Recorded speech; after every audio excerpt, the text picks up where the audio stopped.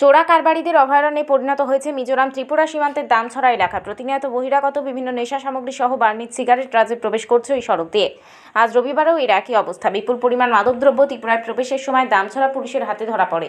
এদিকে গত 13 সেপ্টেম্বর 11,06,00,000 টাকার মাদক আটকের পর ফের রবিবার বিকেলে নিষিদ্ধ হিরোইন ও কফ সিরাপ এবং নিষিদ্ধ রাসায়নিক দ্রব্য আটক করতে সক্ষম হলে দামছড়া থানার পুলিশ।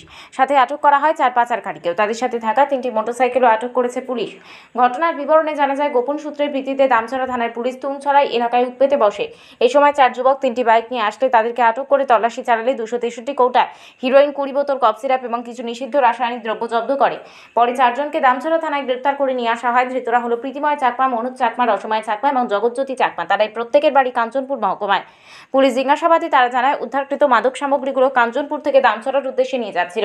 উদ্ধারকৃত নেশা সামগ্রীগুলোর কালোবাজারি মূল্য 2 লক্ষ টাকা হবে বলে জানিয়েছে পুলিশ। এদিকে ধৃতদের বিরুদ্ধে এনডিপিএস ধারায় মামলা রুজু করে তদন্তে নেমেছে দামছড়া থানার পুলিশ। সোমবার ধৃতদের আদালতে প্রেরণ করা হবে। আজকে আমাদের কাছে খবর আসে যে দামছড়া থানার অন্তর্গত তুমছড়াইপাড়া হয়ে কাঞ্চনপুর থেকে দামছড়ার দিকে 3টি বাইকে করে 4 জন লোক নিষিদ্ধ সামগ্রী, নিষিদ্ধ কন্ট্রাব্যান্ড আইটেম নিয়ে দামছড়ার দিকে প্রবেশ করবে।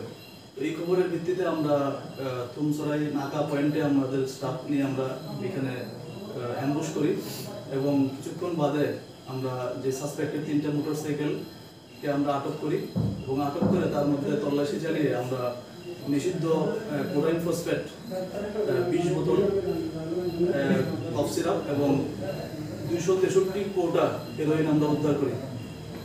এক্সিকিউটিভ ম্যাজিস্ট্রেটের সামনে আমরা এগুলা সিজ করি এবং 4 জন যে লোককে যে আমরা আটক করি তাদের মোটরসাইকেল এবং নিষিদ্ধ সামগ্রী নিয়ে আমরা থানাতে আসি। আচ্ছা স্যার, এমনি এটা ব্ল্যাক মার্কেটে কত ভ্যালু হইব? ব্ল্যাক মার্কেটে 2 লাখ টাকার মতো হতে পারে এগুলোর মূল্য।